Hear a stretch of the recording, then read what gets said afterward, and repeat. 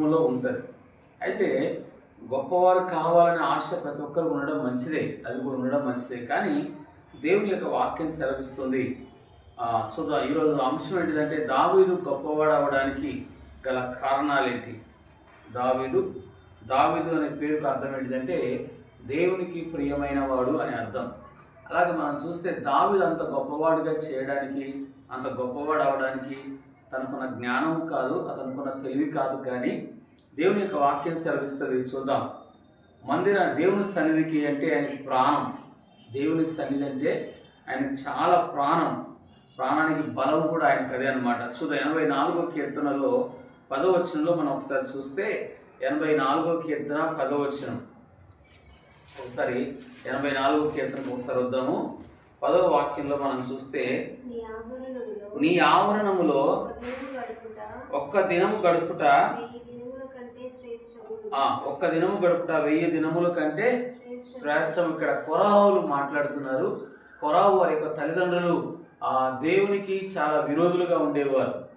తల్లిదండ్రులు ఎలాంటి వారు అంటే, కొరాహు తల్లిదండ్రులు ఎలాంటి వారు అంటే దేవుని ఉగ్రతకు, దేవుని కోపానికి, దేవునికి కోపానికి ఉగ్రతకు నష్టపోయిన వాళ్ళు ఉన్నారు. అయితే కొరాహు పిల్లలు ఎలాంటి వాళ్ళు అంటే దేవుని యొక్క వాక్యం సెలవిస్తుంది, నీ ఆవరణములో, నీ మందిరములో, నీ సన్నిధిలో నివసించుట నాకేమంటూ చెప్పండి, ఒక్క దినము కంటే 1000 దినముల కంటే ఒక దినం చూడండి. మనకి రోజుకి సంవత్సరానికి 365 రోజులు ఉంటుంది. కానీ 1000 దినాలంటే 3 సంవత్సరాల పైనే. ప్రపంచంలో అనేక వేల దినాల కంటే గొప్పది ఏంటంటే దేవుని మందిరం, దేవుని యొక్క మందిరం. దేవుని యొక్క వాక్యం సెలవిస్తుంది, నన్ను గణపరచు వారిని నేను గణపరుస్తాను. ఒక కుటుంబం గణపరచబడాలన్నా, ఒక ఇల్లు గణపరచబడాలన్నా 1 సమూయేలు గ్రంథంలో 2వ అధ్యాయం 30వ వచనంలో అంటారు ఆ మాట. ఏలీతో అంటాడు దేవుడు, నన్ను గణపరచు వారిని నేను గణపరుస్తాను. ఏలీ వంశము సేవకుల వంశం, సేవకుల కుటుంబం. దేవుడు అంటాడు, నాకు నీ కుటుంబం, నీ పిల్లలు నన్ను గణపరచలేదు. నీ పిల్లలకి ఇచ్చిన ప్రాధాన్యత, నీ పిల్లలను నువ్వు ఎక్కువగా ప్రేమించావు నాకంటే.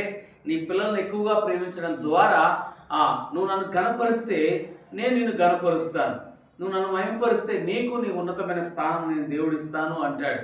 కాబట్టి ఏలీ అక్కడ దేవుడు చాలా స్పష్టంగా మాట్లాడతాడు. గణపరిచే కుటుంబాన్ని కానీ, గణపరిచే వంశాన్ని కానీ, గణపరిచే ఏ కుటుంబం అయినా, దేవుని పిల్లలు ఎవరైనా కానీ వారి కుటుంబం గొప్పవారు కావాలి అంటే మాత్రము దేవుని గణపరచాలి. దేవుని గణపరచకుండా ఏ కుటుంబం గొప్పవారు కాలేరు అని బైబిల్ చెప్తుంది. ఏలీ వంశం యాజకత్వ వంశం. ఏలీ వంశం దేవునికి సేవ చేసే కుటుంబం. ఆ కుటుంబానికి కూడా దేవుడు యాజకులైనా, సేవకులైనా, పిల్లలైనా దేవుని గణపరచాలి, ప్రథమ స్థానం ఇవ్వాలి అని దేవుని వాక్యం సెలవిస్తుంది. ఈ 1000 దినాల కంటే గొప్పవారు కావాలంటే, లోకంలో ఉన్న అన్నిటికంటే మనం గొప్పవారు కావాలని వాక్యం ఏం సెలవిస్తుందంటే 1000 దినాలు లోకంలో ఉండేదానికంటే, లోకంలో ఉన్న సంతోషాలు, ఆనందాల కంటే నేను దేవుని మందిరంలో ఉన్న ఆనందాన్ని, సంతోషాన్ని, ఆ అనుభవాన్ని నేను అనుభవిస్తానంటాడు ఈ కొరాహు పిల్లలు. కాబట్టి మనం మొదటిగా నేర్చుకోవాల్సింది ఏంటంటే, ప్రపంచంలో 1000 దినాల కంటే గొప్పది ఏదైనా ఉన్నది భూమి మీద అంటే అది దేవుని సన్నిధి. దేవుని సన్నిధిలో లోకంలో ఉన్న 1000 దినాల కంటే, లోకంలో ఉన్న 1000 రోజుల కంటే కూడా ఒక దినం ప్రభు సన్నిధిలో ఎవరైతే గడుపుతారో, ఏ కుటుంబం అయితే గడుపుతుందో, ఏ కుటుంబం అయితే దేవునికి ప్రథమ స్థానం ఇస్తుందో ఆ కుటుంబాన్ని దేవుడు ఆశీర్వదిస్తాడు. ఇది మొదటి మాట. కొరాహు ఈ విధంగా దేవుని సన్నిధికి ఎక్కువగా ప్రాధాన్యతనిచ్చిన వాడు. మొదటి మాట. దావీదు జీవితాన్ని కూడా మీకు చూపిస్తాను. దావీదు కూడా తనకు 27వ కీర్తన 4వ వచనంలో దావీదు గురించి మనం చూడండి. ఈ 27వ కీర్తన 4వ వచనంలో ఒక మంచి మాట ఉంటుంది. 4:5 యెహోవా యొద్ద దాన్ని వెతుకుచున్నాను, ఆయన ఆలయములో ధ్యానం చేయుటకు నా జీవిత కాలమంతయు నేను నివసింపగోరుదును. ఆపత్కాలములో ఆయన తన పర్ణశాలలో నన్ను దాచుతాడు అనే మాట. ఇక్కడ 4, 5, 6 వచనాల్లో మనం చూస్తే ఇక్కడున్న సిచ్యువేషన్ గురించి చెప్తాడు. యెహోవా యొద్ద ఒక వరం అడుగుతున్నాడంట. ఈ వరం ఏంటంటే దావీదు రాజ్యానికంటే కూడా, సంపద కంటే కూడా, అధికారము కంటే కూడా, లోకంలో ఘనతల కంటే కూడా దేవుని మందిరంలో ఒక వరం అడుగుతున్నాడు. అది ఏ వరం అంటే ఆయన సన్నిధి అనుభవించాలి. ఆయన యుద్ధకు వచ్చినప్పుడు ఆయన ప్రసన్నత అనుభవించాలి. ఆయన అంటున్నాడు, ఆయన ఒక వరం అడుగుతున్నాడు. ఏంటి ఆ వరం అంటే యెహోవా ఏమడుగుతున్నాడు? చెప్పండి. ఆయన ప్రసన్నత చూడాలి, ఆయన మహిమను చూడాలి, ఆయన సన్నిధిని అనుభవించకుండా మందిరాన్ని నుంచి వెళ్ళకూడదు. ఈ మందిరంలోనే నేను ఇంత గొప్పవాడవడానికి గల కారణం, ఈ మందిరాన్ని బట్టి నన్ను రాజ్యంలోకి దేవుడు తీసుకొచ్చాడు, అధికారంలోకి దేవుడు తీసుకొచ్చాడు, నన్ను సంపాదనలో ఇంత గొప్ప స్థాయిలో ఉండడానికి గల కారణం ఏంటిదంటే దేవుని యొక్క మందిరం అంటున్నాడు. కాబట్టి తన సంపాదన కంటే కూడా, తనకున్న అధికారం కంటే కూడా, తనకున్న ఆ గౌరవం కంటే, రాజ్యం కంటే కూడా దేవుని సన్నిధిని కోరుకున్నాడు. దేవుని సన్నిధిలో మొదటగా ఉండాలని కోరుకున్నాడు. దేవుని మందిరానికి తన దినాలు ఎలా ఉండాలని కోరుకున్నాడు. జీవిత కాలం అంతా ఆపద వచ్చినప్పుడు, కష్టం వచ్చినప్పుడు కాదు, సమస్యలు వచ్చినప్పుడు దేవుని మందిరాన్ని కోరుకోవడం కాదు, సమస్యలు వచ్చినప్పుడు, ఆపద వచ్చినప్పుడు ఎవరైనా కోరుకుంటాడు. కానీ దావీదు అంటున్నాడు, నేను దేవుని మందిరాన్ని నా జీవిత కాలం అంతా కూడా, ఒక దినం కాదు, 2 దినాలు కాదు, నేను జీవించిన జీవితాలు, సంవత్సరాలైనా, దినాలైనా, నా కుటుంబం, నేను నా దేవుని యొక్క మందిరానికి ఎవరైతే ప్రాముఖ్యత ఇస్తాడో, దావీదు అంత గొప్పవాడు అవడానికి గల కారణం, దావీదు అంత గొప్పవాడిగా దేవుడు చేయడం గల కారణం ఏంటంటే అతనికి మందిరం మీద చాలా ఆసక్తి ఉండేది. మందిరాన్ని ఎక్కువగా ప్రేమించేవాడు, మందిరంలో ఉన్న దేవుడి సన్నిధిని ఎక్కువగా ప్రేమించేవాడు. తన రాజ్యము కంటే కూడా, తనకున్న సంపాదన కంటే కూడా, తనకున్న పనుల కంటే కూడా, తనకున్న అధికారం కంటే కూడా దావీదు ఎలాంటి వాడంటే దేవుని ఎక్కువగా ప్రేమించేవాడు. కాబట్టి అతడు వాక్యం చెప్తూ దావీదు గురించి ఒక మంచి మాట ఏం చెప్తాడు దేవుడు అంటే, ఇతడు నా మనస్సు కలిగిన వాడు, నా ఇష్టాన్ని కలిగిన వాడు అని అంటాడు. అతను నా హృదయానుసారం. సామె మొదటి అపోస్తల కార్యం 13:22 దావీదు నా ఇష్టాన్ని చేసేవాడు, నా ఉద్దేశాన్ని చేసేవాడు, నా ఆలోచన ఏంది ఆయన ఉద్దేశం, ఆయన ఇష్టం అంటే మొదటగా ప్రథమ స్థానము నాకు ఇచ్చేవాడుగా ఉంటాడు. తనకున్న పనులన్నిటికంటే కూడా, తనకున్న అధికారం కంటే కూడా, తనకున్న సంపాదన కంటే కూడా, తనకున్న అన్నిటికంటే దావీదు ఎలాంటి వాడు అంటే నన్ను మొదటగా కోరుకుంటాడు. దేవుని మనసు ఎవరిలో అయితే ఉంటుందో మందిరానికి ప్రాముఖ్యతనిస్తారు. దేవుని మనసు, ఆ కుటుంబం ఆశీర్వదించబడాలంటే, ఆ కుటుంబం దీవించబడాలంటే, ఆ పిల్లలు అభివృద్ధిలోకి రావాలి అన్న దావీదు అంటున్నాడు, తనకున్న సంపాదన కంటే, రాజ్యము కంటే కూడా దేవుని ఎక్కువగా ప్రేమించాడు. కాబట్టి దావీదును అంత గొప్పవాడిగా చేశాడు. ఈ అధ్యాయంలో మనం చూస్తే ఆపత్కాలంలో అనేక శత్రువులు, తన చుట్టూ శత్రువులు ఉన్నారు, ప్రాణభయం ఉంది, ఆపదలు ఉన్నాయి, సమస్యలు ఉన్నాయి. ఎన్ని ఉన్నప్పటికీ కూడా తను దేవునికి, మందిరానికి ప్రథమ స్థానం ఇచ్చాడు. నీ చుట్టూ ఎన్ని సమస్యలు ఉండొచ్చు, ఆపదలు ఉండొచ్చు, కలవరాలు ఉండొచ్చు, ఆ ఆందోళన పరిస్థితులు, ఎన్ని బిజీ షెడ్యూల్ ఉన్నప్పటికీ దావీదు దేవునికి ప్రథమ స్థానం ఇచ్చాడు. కాబట్టి నీ చుట్టూన్న సమస్యలు, నేను భయపెడుతున్న సమస్యలు, నేను కలవరపెట్టే సమస్యలు, అవన్నీ జయించడానికి గల కారణం ఏంటిదంటే దేవుని మందిరం. దావీదు ఎక్కడికి పోయినా జయాలు కలగడానికి గల కారణం ఏంటంటే మందిరాన్ని ప్రేమించేవాడు, దేవుని సన్నిధి అంటే మక్కువ, మందిరానికి ప్రథమ స్థానం ఇచ్చేవాడు, మందిరంతో ఎక్కువ అతని అనుబంధం, అతని గొప్ప స్థాయి. అతను ఎలాంటి వాడు అంటే గొర్రెలు కాస్తున్న కాపరి. ఆయన గొర్రెల కాపరి. అతను ఇంట్లో కానీ, సమాజంలో కానీ, ప్రజల మధ్యలో కానీ ఎక్కడ తనకు ప్రాధాన్యత లేని మనిషి, ఎవరు కూడా అతని పేరు కూడా తెలియని మనుషులని చెప్పుకోవాలి ఆ దేశంలో. దావీదు అంటే సౌలు అడుగుతాడు, ఇతను ఎవరి కుమారుడు అంటే సౌలు కూడా దావీదు గురించి తెలియదు. కాబట్టి చెప్పవలసిన మాట, అతని గురించి ఎవరికి తెలియదు. అన్నల గురించి తెలుసు, దావీదుకున్న అన్నల గురించి తెలుసు, కానీ దావీదు ఎవరు, ఎక్కడ ఉంటాడో తెలియదు ప్రజలకు.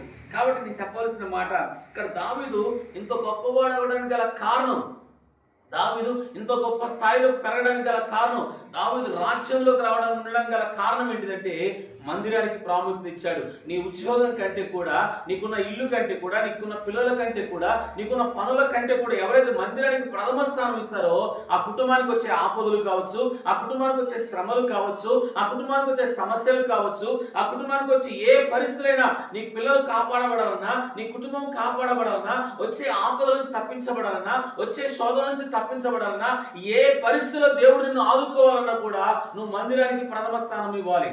మందిరానికి ప్రథమ స్థానిక దావీదు అంటున్నాడు, అతను మందిరానికి ప్రథమ. కింద చూడండి, అతనికి ఆపదలు ఉన్నాయి, పైన భయాలు ఉన్నాయి. 27వ కీర్తన మనం చదువుకుంటే ముందు శత్రువుల భయం ఉంది, కిందనేమో పైన ప్రాణ భయం ఉంది, కింద శత్రువుల భయం ఉంది. తల్లిదండ్రులు వదిలిపెట్టిన అధ్యాయంగా కనబడుతుంది. ఈరోజు నీ వాక్యం అంటే నీ జీవితంలో అందరూ నిన్ను వదిలిపెట్టచ్చు, తల్లిదండ్రులు వదిలేయచ్చు. నీ వారు నా తల్లిదండ్రులను విడిచిన నేను దేవుడు విడవనంటాడు ఆయన. అలాంటి గొప్ప భక్తుడు ఎవరంటే దావీదు. ఈరోజు నువ్వు చెప్పవలసిన మాట ఏంటంటే నీకున్న పనులన్నిటికంటే ముందు దేవుని పనికి, దేవుని మందిరానికి స్థానం ఇయ్యి. అప్పుడు నువ్వు కానీ, నీ కుటుంబం కానీ, నువ్వు చేసే పనులు కానీ, నీ ఉద్యోగం కానీ, ఏ పనులైనా వర్ధిల్లాలి, అది ఆశీర్వదించబడాలి. ఆ కష్టానికి వ్యర్థంగా పోవద్దు. ఆ సంపాదన నువ్వు అనుభవించాలన్నా, నీ పిల్లలు అనుభవించాలన్నా మందిరానికి ప్రాముఖ్యత స్థానం ఇవ్వాలి, మందిరానికి ప్రథమ స్థానం ఇవ్వాలి. దావీదు అంటున్నాడు, తనకున్న అన్నిటికంటే కూడా మందిరానికి ప్రథమ స్థానం ఇచ్చిన వాడు. ఎందుకు ఈ మాట చెప్తున్నాడంటే చూద్దాం. మందిరానికి మొదటి మాట ఏంటంటే, దావీదులో జీవితంలో మనం చూస్తే, ఇంకో నేను మందిరంలో ఆయన సన్నిధిని అనుభవించాలా. నా జీవిత కాలం అంతా ఆయనకున్న కోరిక ఏంటిది, ఆయనకున్న ఆశ ఏంటిదంటే, తనకున్న పనులన్నిటికంటే కూడా, తనకున్న అధికారం అంతటికంటే కూడా, తన పిల్లల పని కంటే కూడా, తన కుటుంబంలో ఉన్న అన్నిటికంటే కూడా మందిరానికి స్థానం ఇచ్చిన వాడు దావీదు. కాబట్టి ఈరోజు నీకున్న లోకంలో చాలా మనకు ఉద్యోగాలు ఉన్నాయి, పనులు ఉన్నాయి, బిజీగా ఉండేవాళ్ళు ఎవరో ఒకరు ఉంటూనే ఉంటారు, పనులు ఉంటాయి. అయినా వాటన్నిటికంటే కూడా నువ్వు దేవుడికి ప్రథమ స్థానం ఇయ్యి, నీ కుటుంబాన్ని దేవుడు ఆశీర్వదిస్తాడు. నీ పిల్లల్ని, ఉద్యోగాలను, నువ్వు చేసే పనులు దేవుడు ఆశీర్వదిస్తాడని దేవుని యొక్క వాక్యం సెలవిస్తుంది. మొదటి మాట మనం చూస్తున్నాం. దేవుని సన్నిధికి ఎవరైతే కోరుకుంటాడో ఆ మనిషిని దేవుని దృష్టిలో చాలా విలువైన వాడు అవుతాడు. నువ్వు విలువైన వాడు కావాలన్నా, విలువైన వారు కావాలన్నా, నీ కుటుంబం చాలా విలువగా, ఎవరిని దేవుడు విలువగా ఉంచుతాడంటే, దేవుని మందిరానికి ప్రాముఖ్యత ఎవరిస్తారో, దేవునితో సహవాసానికి ఎవరైతే ప్రథమ స్థానం ఇస్తారో వారికి దేవుడు ఆయన దృష్టిలో చాలా విలువైన వారుగా ఉంటారు అని బైబిల్ చెప్తుంది. మొదటి మాట. రెండో మాట, మూడో మాట మనం చూస్తాము. 2 సామెయేలు గ్రంథం 7వ అధ్యాయం 2వ వచనం మనం చూస్తే, దేవుని మందిరము నిర్మించాలన్న కోరిక దావీదుకు ఉండేది. అతనికి ఆ కోరిక వచ్చిందంటే, అతను ఇంత గొప్పవాడు అవడానికి, ప్రభా నేను రాజ్యంలో రావడానికి, గొర్రెలు కాస్తున్న నన్ను, ఎక్కడ ఉన్న నన్ను 2 సామెయేలు గ్రంథం 7వ అధ్యాయం 2వ వచనము వచ్చిన 16 వచనాలు మనం చదివితే, అధ్యాయం మనం చదివితే, మందిరాన్ని కట్టాలనే కోరిక దావీదుకు ఉండేది.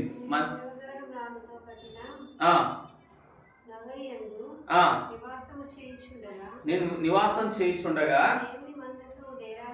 డేరాల్లో ఉంది నాతాను, యెహోవా నీకు తోడుగా ఉన్నాడు. 7వ అధ్యాయంలో మనం చూస్తే, దావీదుకి ఒక మందిరం కట్టాలని ఆశ ఉంది. నేను చాలా మంచి మందిరంలో ఉన్నాను, పెద్ద బిల్డింగ్లో ఉన్నాను, ఉన్నతమైన స్థానంలో ఉన్నాను, నేను దేవదాను వృక్షఫలంలో చాలా పెద్ద ఉన్నతమైన ఆ స్థానంలో నన్ను దేవుడు ఉంచాడు. కానీ దేవుని మందిరం ఎక్కడ ఉన్నదంటే డేరాల్లో ఉన్నది అని దావీదు చాలా బాధపడతా ఉంటాడు. కాబట్టి అతనికి నాకింత ప్రథమ స్థానం ఇచ్చిన వాడు, నన్ను ఇంతగా గొప్ప చేసిన వాడు, ఇంతగా నన్ను ఆశీర్వదించిన వాడు, నా కుటుంబాన్ని, ఎన్నికలేని నా కుటుంబాన్ని ఇంత గొప్పగా చేసిండు ఆయన. కాబట్టి ఇంత గొప్ప చేసిన ఆయనకి మందిరం కట్టాలన్న ఆలోచన కలిగింది, మందిరం కట్టాలన్న కోరిక కలిగింది. ఇక్కడ చూడండి, అతని వంశం గొప్పవాడు అవడానికి, అతని కుటుంబం గొప్పవాడు అవడానికి దావీదుకి ఈ అధ్యాయంలో మనం చూస్తే, దావీదుకి అయ్యా నువ్వు కట్టొద్దు మందిరాన్ని, నువ్వు అనేక యుద్ధాలు చేసినావు, రక్తపాతం చేశావు, కాబట్టి నువ్వు మందిరాన్ని కట్టదని దేవుడు అంటాడు. అప్పుడు మందిరాన్ని కట్టదంటే, సరే ప్రభాని మందిరాన్ని కట్టరని, నీకు పుట్టబోయే కుమారుడు మందిరాన్ని కడతాడు అంటాడు. చాలా సంతోషపడతాడు ఆ దావీదు. ఎందుకంటే నీ కట్టపోయిన నా కుమారుడు ద్వారా మందిరాన్ని కట్టేస్తాడని ఆశపడ్డాడు. ధనము, సంపాదన అన్ని దేవునికి ముందే పెట్టేశాడు. ఎవరు అంటే దావీదు. తనకున్న ధనము, బంగారం అంతా కూడా ఆ దేవునికి, మందిరానికి ఎక్కువగా చోటిచ్చి మందిరానికి ఖర్చు పెట్టిన వాడు ఎవరంటే దావీదు. కాబట్టి ఈ అధ్యాయంలో మనం ఏం నేర్చుకుంటామంటే, నేను మందిరాన్ని కడతాను అనుకున్నప్పుడు దేవుడు వద్దన్నాడు. కానీ ఆ మందిరాన్ని, ఆ కుటుంబం అంతగా దీవించబడడం గల కారణం, ఆశీర్వదించబడడానికి గల కారణం ఈ అధ్యాయంలో మనం చూస్తే, దావీదు అంటాడు, దేవుడు అంటే నువ్వు మందిరం కట్టాలని కోరిక మంచిగా ఉందయ్యా, కానీ నీ ఆశ, నీ కోరికను బట్టి నీ కుటుంబాన్ని నేను ఆ వాగ్దానం చేస్తున్నాను. నీ వంశము, నీ సింహాసనము నిత్యము నేను ఉంచగలుగుతా. నీకు పుట్టబోయే పిల్లలను చూసావా, నీకు పుట్టబోయే సంతానం చూసావా, ఆ సంతానాన్ని నిత్యము నా కృప తోడుగా ఉంచుతాను, నిత్యము నా కృప వారిని గొప్పవారిగా చేస్తాను, వారిని ఆశీర్వదిస్తాను అని వాగ్దానం చేస్తాడు. ఈ 7వ అధ్యాయంలో మనం చూస్తే, నీకు ఆ మాట మీకు చూపిస్తా చూడండి. ఆ మాట చూడండి, 16వ వచనం చదువుదాం. 7వ అధ్యాయం 16వ వచనం. నీ మట్టుకు నీ సంతానమును, నీ రాజ్యమును నిత్యము స్థిరమగును, నీ సింహాసనము నిత్యము స్థిరపరచబడును అనేను. కాబట్టి ఈ వచనం మనం చూస్తే దావీదు దేవుని మందిరానికి ఆశ కలిగి ఉంటే, మందిరం కట్టాలన్న ఆశ ఉంటే, మందిరం మీద ఆసక్తి కలిగిన దావీదుకు ఆ మందిరానికి ప్రథమ స్థానం ఇచ్చిన దావీదు జీవితాన్ని మనం చూస్తే, అతను కొడుకుని అంటున్నాడు, నీ కొడుకు నీ సంతానం సౌలు సంతానం చూస్తే సౌలు ఒక్కడే రాజ్యం చేశాడు, తర్వాత తన పిల్లలు రాజ్యం చేయలేదు. తన పిల్లలు మొత్తం కూడా, తన సంతానం, అతని పిల్లలు ఆస్తి మొత్తం కూడా శత్రు చేతిలో నాశనం అయిపోయింది. అతని కుటుంబం దేవుడికి మందిరానికి చోటు ఇచ్చిన వాడు కాదు, మందిరానికి ప్రథమ స్థానం ఇచ్చిన వాడు కాదు సౌలు.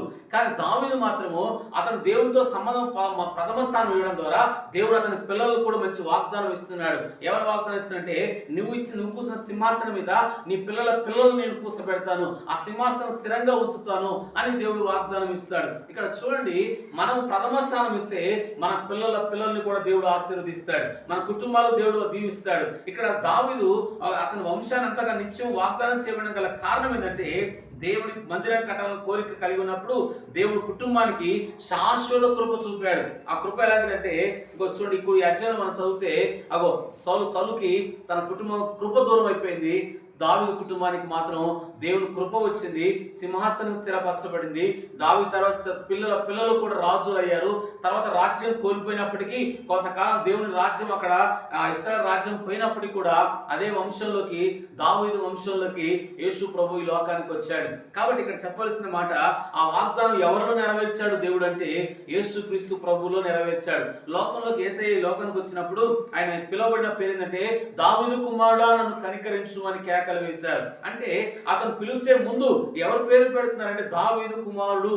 అంటే అతనిలో వచ్చిన సంతానమును దేవుడు ఎలాగ దీవించాడో చూడండి. ఆ సంతానం రావడానికి దేవుడు కూడా ఇష్టపడ్డాడు, ఆయన సంతానం రావడానికి. ఎందుకంటే దావీదు మందిరానికి ప్రథమ స్థానం ఇచ్చిన వాడు, దావీదు మందిరానికి కట్టాలని ఆశ కలిగిన వాడు. మందిరానికి ప్రథమ స్థానం ఎవరైతే జీవితాలు ఉంటాయో వారు కానీ, వారి సంతానం కానీ, వారి పిల్లలను కూడా దేవుడు ఆశీర్వదిస్తాడు.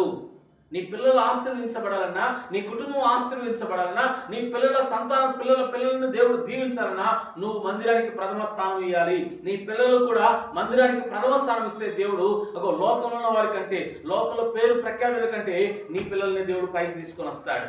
ఇది వాగ్దానం చేయబడిన వాగ్దానం. మనం ముందు దేవుడి స్థానంలో ఎక్కువ కనబడడానికి ఇష్టపడాలి. రెండో మాట మనం చూస్తున్నాము, ఇది దేవుడు మందిరాన్ని కట్టాలని ఆశ తనలో ఉంది, కానీ దేవుడు తన మనసును చూశాడు. ఆ వంశాన్ని నిత్యం నీ మనసులో దేవునికి ప్రథమ స్థానం ఇస్తే, నీ మనసులో దేవుని పూర్ణ హృదయంతో ఆయన ఆరాధిస్తే, ఆయన గణపరచువాని ఆయన ఏమో వదిలిపెట్టేవాడు కాదు, వారి పిల్లలను కూడా ఆశీర్వదించే దేవుడుగా ఉంటున్నాడు. దావీదు మందిరానికి ప్రథమ స్థానం ఇచ్చాడు, తన కుటుంబానికి ప్రథమ స్థానం ఇచ్చాడు. అందుకే దావీదు అంటాడు, ఇంకో కీర్తన కూడా మీకు చూపిస్తా, 122వ కీర్తనలో మనం చూస్తే ఒక మాట ఉంటుంది చూడండి. 122వ కీర్తన 1వ వచనం, 122వ కీర్తన 1వ వచనంలో అంటాడు, యెహోవా మందిరమునకు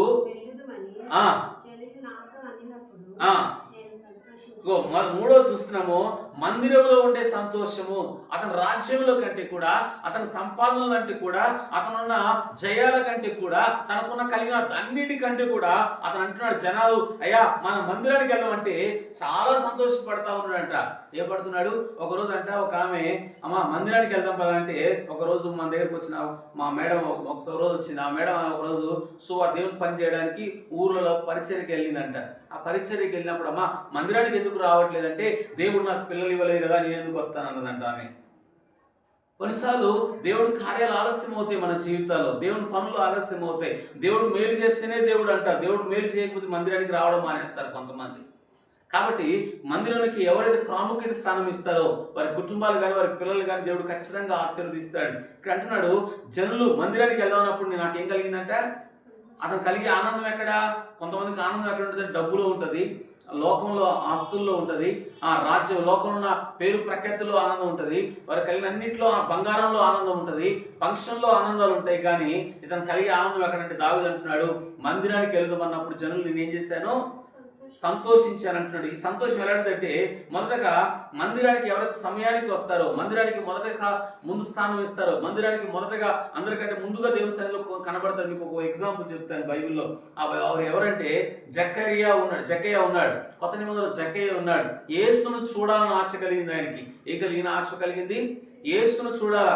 అయితే ఆ జనసమూహంలోకి ఆయన వచ్చి చూస్తున్నప్పుడు ఆ జనసమూహంలో ఆయన చాలా పొట్టివాడు కాబట్టి అక్కడ యేసు ప్రభువును చూడడానికి వల్ల కాలేదు. జనసమూహాలు కనబడుతున్నారు, ఆ అడ్డుగా ఉన్నారు జనసమూహం అంతా కూడా. ఆయనకేమో ఆశ కలిగింది కానీ ఆ ఆశ నెరవేరడానికి ఆశ నిరాశ కాలేదు. ఎలాగైనా ఈరోజు యేసు ప్రభువును చూడాలా. ఎంతమంది జనాలు ఇంత ఉన్నప్పటికీ ప్రభువును చూడాలని ఆశ ఆయన దగ్గరకు వచ్చినప్పుడు చూడలేకపోయాడు, నిరాశ పడలేదు. ఏ విధము చేతనైనాను ప్రభువును చూడాలని ఆశ కలిగిన వాడు మళ్ళీ ఎక్కడికి వెళ్ళంటే అదే మార్గంలో యేసు ప్రభు వస్తాడు కాబట్టి నిరాశ పడకుండా చెట్టు ఎక్కాడు. నేను యేసును చూస్తే చాలు అనే లోపల ఉన్న ఒక ఆశ ఏదైతే ఉందో ఆ ఆశను యేసు ఎరిగి, చూడండి, ఎవరైతే హృదయంలో మనస్సులో దేవునికి ప్రథమ స్థానం ఇస్తారో, జక్కయ్య అతను చాలా భయంకరమైన మూర్ఖుడు అని చెప్పాలి. భయంకరమైన ఆ పాపి, ఆ గ్రామంలో దుర్మార్గుడు, అన్యాయస్తుడు, అనేక తప్పులు చేసిన వాడు ఎవరంటే జక్కయ్య. అలాంటి జక్కయ్యలో కూడా యేసును చూడాలని ఆశ కలిగితే, జక్కయ్య నేను నీ ఇంట్లో ఉండవలసింది అన్నాడు. ఎప్పుడైతే జక్కయ్య ఈయన చూడడం కాదు, ఈయన జక్కయ్య త్వరగా దిగుము అన్నాడు. అతనికి తనకున్న డబ్బులో కంటే కూడా, తనకున్న సంపదలో కంటే కూడా అక్కడ లూకా సువార్తలు అంటాడు ఏమంటే సంతోషముగా దిగిన వాక్యం సెలవిస్తుంది. చూస్తారా మాట? లూకా సువార్తలో మాట ఉంటుంది. లూకా సువార్త 19వ అధ్యాయంలో మనం చూస్తే అతనికి దావీదు మందిరంలో కలిగే సంతోషం ఎలాగుందో యేసును చేర్చుకున్నప్పుడు జక్కయ్యలో పొట్టి జక్కయ్యలో కూడా అదే కలిగింది మనం చూద్దాం. చూడండి 6వ వచనం చదవండి. అతడు త్వరగా దిగి సంతోషముతో, అగో అంతకుముందుకు ఆయన డబ్బు ఉంది, సంపాదన ఉంది, బాగా ధనం సంపాదించిన వాడు, కోటీశ్వరుడు, అంత ధనవంతుల్లో కూడా అతనికి సంతోషం లేదు. ఇక్కడ దావీదుకు సంతోషం ఏంటంటే తన రాజ్యము కంటే, తన అధికారుల కంటే ఆ మందిరంలో కలిగే సంతోషం అంటున్నాడు. ఇక్కడ జక్కయ్య అంటున్నంటే యేసు ఎప్పుడైతే ఆ జక్కయ్య దిగుమనగానే సంతోషంతో చేర్చుకున్నంట. ఈరోజు మన జీవితాల్లో మందిరంలో ఏ కలిగిద్దంటే నీకు సంతోషం కలగాలి. ప్రభుని ఎప్పుడైతే స్తుతిస్తుంటావో నీ హృదయంలో కలవరాలు పోవాలి, నీ హృదయంలో ఆందోళన పోవాలా, నిన్ను భయపెట్టే సమస్య నుంచి విడుదల పొందాలా. ఎప్పుడైతే మందిరంలోకి వచ్చామంటే ప్రభును చూడాలి అనే ఆశతో రావాలి మందిరానికి. అక్కడ దావీదు కూడా దేవుడు మందిరంలోకి వెళ్ళాలని చూసినప్పుడు ఆయన మందిరంలో ప్రసన్నత చూడాలని ఆశపడ్డాడు. ఇక్కడ ఈ జక్కయ్య కూడా యేసును చూసినప్పుడు గొప్ప సంతోషం కలిగింది. ఇది 3వ మాట. నీ జీవితంలో సంతోషం ఎక్కడంటే యేసును చూడాలని మనం రావాలి, యేసు సన్నిధి అనుభవించాలని రావాలి, యేసు ప్రసన్నత అనుభవించాలని మనం రావాలి మందిరానికి. ఇది 3వ మాట. 4వ మాట మనం చూద్దాం. చూడండి, 4వది ముందుగా దేవుని గౌరవించాలి. చూద్దాం. మత్తయి సువార్త 6వ అధ్యాయం, మత్తయి సువార్త 6వ అధ్యాయం 33వ వచనం.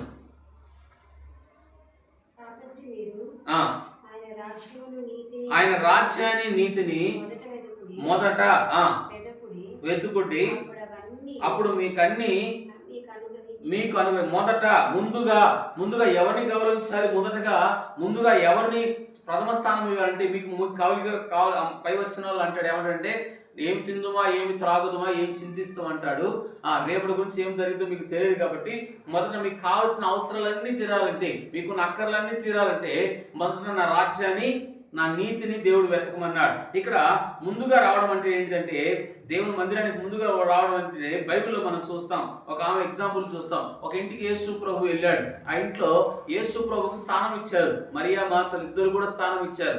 మరియా మార్తలు ఇద్దరు కూడా ఆ ఇంట్లో ముందుగా ఆ ఇంట్లో యేసయ్యను రావడమే. ఒక ఆమె ఇంట్లో పనుల్లో చాలా బిజీ అయిపోయింది. ఇంట్లో చాలా పనుల్లో బిజీ అయిపోయింది. ఇంట్లో పనులు ఎక్కువ పెట్టుకొని ఆ పనుల్లో చింత కలిగి ఉంది ఒక ఆమె. మరొక ఆమె ఏమో యేసయ్య వచ్చాడు కదా అని ఆయన పాదాల దగ్గర కూర్చుంది. ప్రభు అంటాడు, అగో ఉత్తమమైన దాన్ని ఎన్నుకున్నాను మరియతో దేవుడు అంటాడు. మీకు చెప్పాలి ఇక్కడ ఒక మాట. మొదటగా మనం నేర్చుకోవాల్సింది, మొదట మందిరానికి ప్రాముఖ్యత ఇచ్చిన వాళ్ళు ఆయన పాద సన్నిధిలో కూర్చోవాలి. మొదట నా రాజ్యాన్ని వెతకమన్నాడు, నా నీతిని వెతకమన్నాడు. ఆ వారానికి ఒక రోజు మనకు ఆదివారం ఉంటుంది.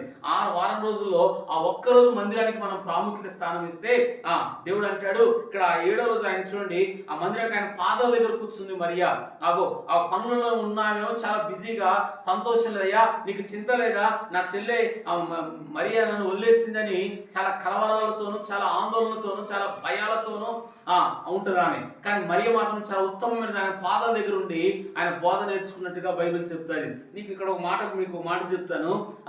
చూడండి, బిజీగా ఉన్న వారిలోనేమో కలవరాలు ఉన్నాయి, ఇంట్లో బిజీగా పనుల్లో ఉన్నవారేమో ఆందోళనలు ఉన్నాయి, కలవరాలు ఉన్నాయి, చింతలు ఉన్నాయి, భయాలు ఉన్నాయి. ఈరోజు మందిరానికి ఎందుకు ఆలస్యంగా వస్తున్నారని అడిగామనుకోండి, ఇంట్లో పనులన్నీ ముగించుకొని వస్తారు. అదే ఉద్యోగం అనుకోండి, ఎక్కడ పనులు అక్కడ ఇంట్లో వదిలేసేసి డ్యూటీకి వెళ్ళాలని త్వరగా వెళ్ళిపోతారు వాళ్ళు. ఎందుకంటే అక్కడ పోతే టైంకి పోతే వాళ్ళు ఒప్పుకోరాలు. కాబట్టి పనికి ఎంత ప్రాముఖ్యతనిస్తామో మందిరానికి కూడా అంతే ప్రాముఖ్యతనివ్వాలి. ఇక్కడ చూడండి, మొదటగా ఇంట్లో ఎన్నో పనులు ఉన్నాయి. మార్తకి ఎన్నో పనులు ఉన్నాయి. ఆ ఇంట్లో పనుల్లో చాలా బిజీగా ఉంది ఒక ఆమె. ఆ బిజీగా ఉన్నామని యేసుప్రభు పట్టించుకోలేదు. ఎవరితో మాట్లాడుతున్నాడంటే మరియతోటే యేసయ్య మాట్లాడుతున్నాడు. మొదటి స్థానము మనం చేసే పనులన్నిటికంటే ఆయన పాద సన్నిధిలో ఎవరైతే కూర్చుంటారో, మందిరానికి మొదటగా దేవుని సన్నిధిలో మొదటగా కూర్చుంటారో, మందిరానికి సమయాన్ని ఎవరైతే ప్రేమిస్తారో వాళ్ళకి దేవుడు ఏం చేస్తాడంటే ఇక్కడ వాక్యం సెలవిస్తుంది, మరియా మార్తలకి దేవుడు ఆశీర్వదించినట్టుగా చూస్తాం. ఈ అధ్యాయంలో మనం చూస్తాము, మరియా ముందుగా యేసు పాదాల దగ్గర కూర్చుంది. దేవునికి సమయం ఇవ్వడం ద్వారా వారి కుటుంబాలు ఆశీర్వదించబడతాయి, వారి పిల్లలు ఆశీర్వదించబడతారు, వారి ఉద్యోగాలు ఆశీర్వదించబడతారు. వారికి ఉన్న కలవరాలు, మార్తలో విస్తారమైన పనుల్లో కలవరాలతో ఉంది, నెమ్మది లేకుండా ఉంది. ఈరోజు లోకంలో మనకు ఎన్నో పనులు ఉన్నాయి, పని చేసుకోవద్దని నేను అంటలేదు, ఉద్యోగం చేసుకొని కూడా వద్దంటలేదు. కానీ దానికంటే ముందు మనం దేవుని మందిరానికి ప్రాముఖ్యతనివ్వాలి. ఉద్యోగం కంటే కూడా ఒక ఆయన మీకు ఇంతకుముందు ఒకసారి చెప్పాను, ఒక ఆయనకు ఉద్యోగం లేక చాలా దినాలు మందిరానికి బాగా వచ్చేవాడంట. మందిరానికి బాగా వస్తూ ఉంటే ఆ మందిరానికి వచ్చి ఒకసారి ఉద్యోగం కొరకు చాలా దినాలు ప్రార్థన చేసి దేవుడు ఉద్యోగం ఇచ్చిందంట. మంచి ఉద్యోగం వచ్చింది. ఎప్పుడైతే ఉద్యోగం వచ్చాక మందిరానికి అంతకుముందు ఎంతో బాగా దేవుని మందిరానికి వచ్చేవాడు, దేవుని సన్నిధికి వచ్చేవాడు, దేవుని మందిరంలో మంచి ముందు అన్నిటికన్నా ముందు ఉండేవాడు. అలాంటి వ్యక్తి ఎప్పుడైతే ఉద్యోగం వచ్చిందో చాలా బిజీ అయిపోయాడు. ఒకరోజు ఒక వారం పాస్టర్ గారు వెళ్ళి, అయ్యా ఎందుకు మందిరానికి రావట్లేవు అని అడిగితే, అయ్యా పాస్టర్ గారు నేను చాలా బిజీగా ఉన్నాను. ఎంత బిజీగా ఉన్నానంటే చాలా పనులు ఎక్కువ ఉన్నాయి పాస్టర్ గారు, మందిరానికి రావడం కుదరట్లేదు అని ఆ పాస్టర్ గారితో ఆ విశ్వాసి అన్నదంట. ఎప్పుడైతే ఆ విశ్వాసి అన్నాడో ఆ విశ్వాసికి, ప్రభువా ఇతను చాలా బిజీగా ఉన్నాడంట, ఒకసారి చూసుకోమని ప్రార్థన చేశాడు ఆ పాస్టర్ గారు. ఎప్పుడైతే ప్రార్థన చేశాడో ఉన్న ఉద్యోగం ఊడిపోయింది, ఉద్యోగం మొత్తం పోయింది. కాబట్టి మందిరానికి మనం ప్రాముఖ్యత ఇవ్వాలి. నాకు తెలిసిన ఒక సేవకుడు ఉన్నాడు. ఆయన సేవకుడు, అయ్యా మందిరానికి రండి అయ్యా అని అడిగితే ఆయన అన్నాడంట, ఏంది నిరుపేదలు ఉంటారు కదా, చాలా బీదవాళ్ళు, మీ దగ్గర కూలి పనులు చేసుకునే వాళ్ళు ఉంటారు, అందరూ చర్చికి వచ్చే వాళ్ళందరూ కూడా కూలి పని చేసుకుంటారు కాబట్టి అని చాలా ఎగతాళిగా హేళనగా మాట్లాడంట. కొంచెం డబ్బున్న ఆయన ఎప్పుడైతే మాట్లాడాడో ఆయన భూమి మీద లేకుండా వెళ్ళిపోయిందంట అసలు. కాబట్టి మనము దేవునికి నిర్లక్ష్యంగా మాట్లాడద్దు, దేవుని సన్నిధి అంటే తక్కువగా మాట్లాడద్దు. ఇక్కడ మొదటగా దేవుడు రాజ్యం వెతకున్నాడు. నీకన్నా పనులన్నిటికంటే మొదట ఆయన రాజ్యాన్ని వెతుకుతే నీ అవసరాలు తీర్చబడతాయి, నీకున్న అక్కర్లు తీర్చబడతాయి, నీకున్న సమస్యలు పరిష్కారం అవుతాయి, నీకున్న ప్రతిదీ కూడా దేవుడు జయమిస్తాడు అని దేవుని వాక్యం సెలవిస్తుంది. ఇంకొక మాట మీకు చెప్తా, ఆలస్యం ఎందుకు చేస్తున్నారు ఈ రోజుల్లో మనం అంటే, చూడండి ఒక ఆలస్యమైన ఒక వ్యక్తిని మీకు చూపిస్తాను. ప్రసంగి గ్రంథము 5వ అధ్యాయం 1వ వచనం చూడండి. ఆలస్యంగా ఎందుకు వస్తే మన పరిస్థితి ఎలా ఉంటే చూద్దాం, అది కూడా మీకు చూపిస్తాను. ఆలస్యం అవడం వల్ల వచ్చే నష్టం కూడా మీకు చెప్తాను. ప్రసంగి గ్రంథం 5:1 వచనం చదవండి.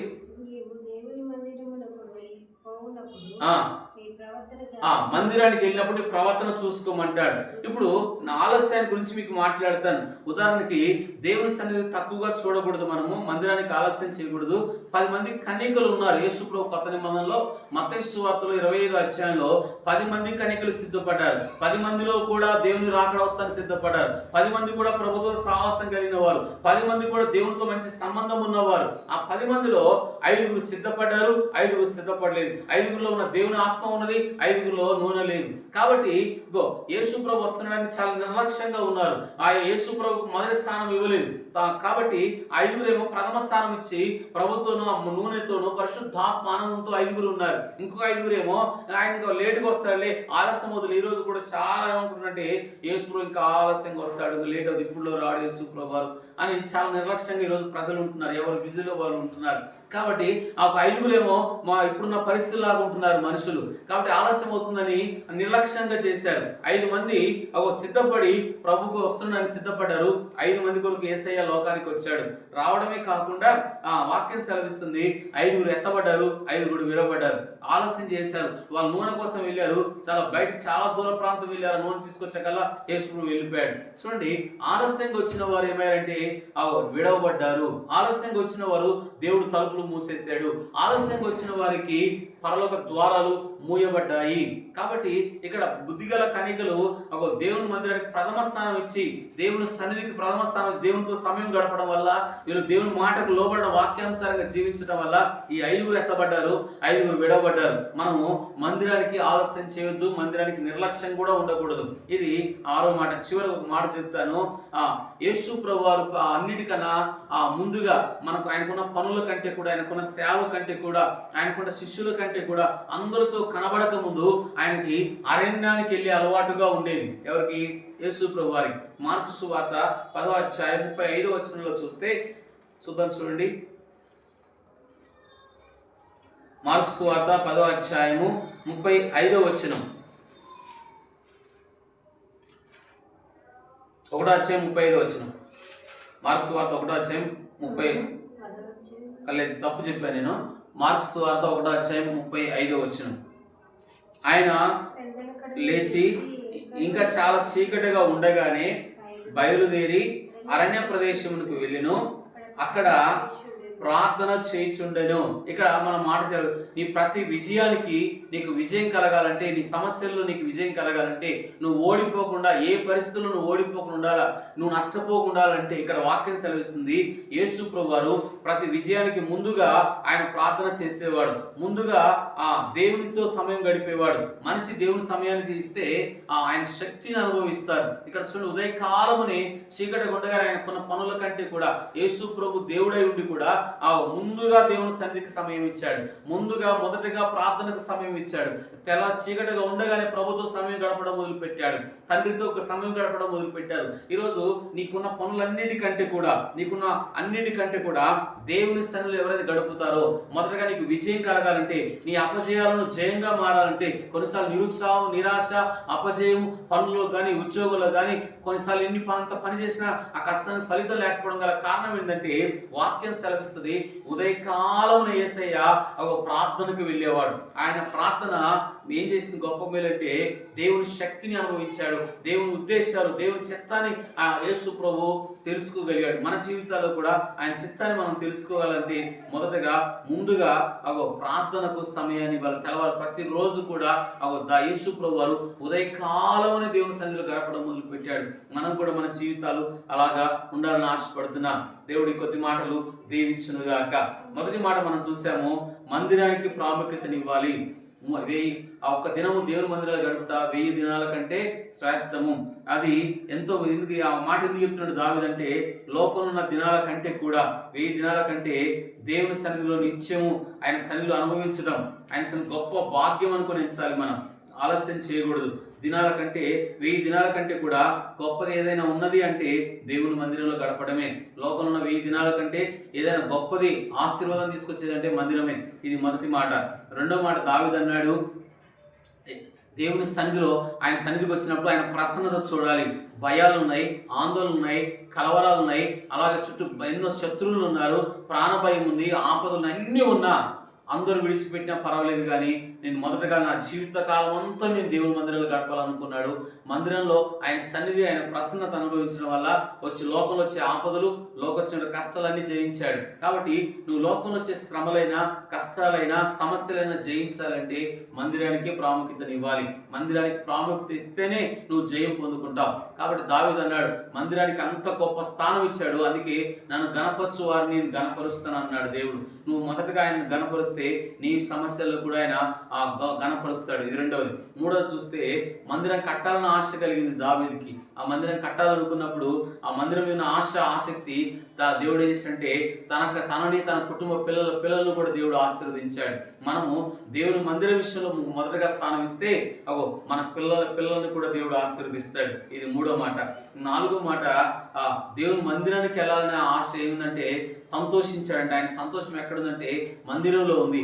2-3 నా నామలో కూడుకుంటే వారి మధ్యలో ప్రభు నేను ఉంటానని చేయాలని చెప్పాడు. కాబట్టి ఆ మందిరంలో వచ్చే సంతోషము, ఆ మందిరంలో లోకంలో వచ్చే సంతోషం కాదు. మందిరానికి వచ్చామంటే ఆ సన్నిధి, ఆ ప్రసన్నత మనం అనుభవించాలి. అనుభవించినప్పుడు ఆ సంతోషం కలిగింది.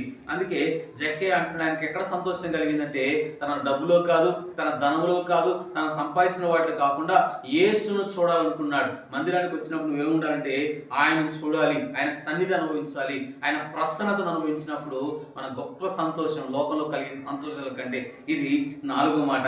5వ మాట, ముందుగా ఆయన రాజ్యాన్ని వెతకాలి. ఆయన రాజ్యాన్ని ఎప్పుడైతే మనం వెతుకుతామో మనకు కావాల్సిన అవసరాలు, అక్కర్లన్నీ కూడా దేవుడు తీరుస్తాడు. మొదటగా ఆయన పాదాల దగ్గర కూర్చొని, మరియా మార్త లాగా పనిలో బిజీ కాకుండా ముందు ఆయన పాదాల దగ్గర కూర్చుంటే మన కుటుంబాల పిల్లల్ని దేవుడు ఆశీర్వదిస్తాడు. అలాగే ఆలస్యం చేసిన వారి జీవితాల్లో ఆ 10 మంది కన్యకలు 5 మంది ఎత్తబడ్డారు, బుద్ధిమంతులు 5 మంది విడవబడ్డారు. మందిరానికి నిర్లక్ష్యం చేస్తే, దేవుని సన్నిధితో మనం నిర్లక్ష్యం చేస్తే రాకడలో విడవబడతాం. దేవునితో మన సమయం ప్రథమ స్థానం ఇవ్వాలి. 6వది. 7వది మనం చూస్తే ప్రార్థనకు ప్రాముఖ్యత ఇచ్చిన వాడు యేసు ప్రభువారు. తెల్లవారు ప్రతిరోజు కూడా ఉదయకాలమునే మనుషులందరూ కనబడేదానికంటే కూడా యేసయ్య ముందుగా దేవుని అక్కడికి వెళ్ళాడు. నీ విజయానికి, నీ ప్రతి విజయానికి ముందు కలగాలంటే ముందుగా మనం దేవునితో సమయం గడపాలి. దేవుడి కొద్ది మాటలు దీవించునుగా. ప్రార్థన చేసుకుందాం. మమ్మల్ని ఎంతగానో ప్రేమిస్తున్న మా ప్రియ పరలోకపు తండ్రి, పరిశుద్ధుడమైన మా దేవ, వాక్యం మీది ప్రజలు నీ వారునైనా మందిరానికి మేము ప్రాముఖ్యత స్థానం ఇవ్వాలని నీ వాక్యం సెలవిస్తుంది. మొదట నీ రాజ్యాన్ని, నీతిని వెతికినప్పుడే మాకు ఏం కావాలని ఇస్తానన్నావునైనా. మందిరంలో నీ సన్నిధి అనుభవించాడు దావీదు. ప్రభువా, నీ సన్నిధిలో ఉన్న ఆ సంతోషం, ఆనందం, తనకున్న పరిస్థితులన్నిటికంటే కూడా నీ మందిరంలో ఉన్న ఆనందమే ఎక్కువ అన్నాడు. ప్రభువా దేవా, మా మీ చుట్టూన్న సమస్యలు జయించాలంటే కూడా నీ మందిరంలోనే అన్నాడు నాయన. ఆ విధంగా మీ సన్నిధికి ప్రాముఖ్యత ఇచ్చే వరంగా మొదటగా నన్ను గణపరచువాన్ని నేను గణపరుస్తాను ప్రభా. మా జీవితంలో నిన్ను గణపరిచే స్థితి, నిన్ను ఆనందించే స్థితి ప్రభా, నీ సన్నిధిలో మేము అనుభవించే ఆనందం, ప్రార్థన మా జీవితాలు గొప్ప విజయాలు తీసుకొచ్చినట్లుగా సహాయం చేయమని యేసు నామములో అడుగుతున్నాను తండ్రి.